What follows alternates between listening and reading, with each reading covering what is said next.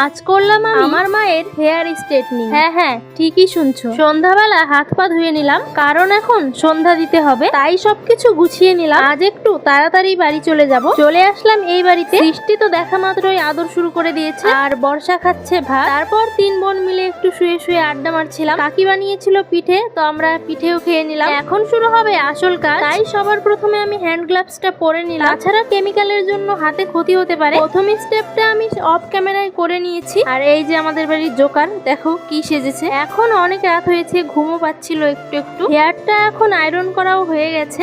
আবার তোমরা এটা ভেবো না যে মা ইচ্ছে করে হেয়ার স্ট্রেটনিং করছে, এটা সম্পূর্ণ আমার ইচ্ছেতেই হয়েছে। ধরতে পারো আমি জোর করেই করে দিলাম। কারণটা হচ্ছে যত প্র্যাকটিস করবো হাতের কাজটা ততটাই ভালো হবে, সেই জন্যই মাকে করে দিচ্ছিলাম। আর যাই হোক, কেমন হয়েছে তোমরা সবাই বলো, আর কেউ তোমরা খারাপ কমেন্ট করো না, এখানে সম্পূর্ণ আমার ইচ্ছেতেই করা হয়েছে।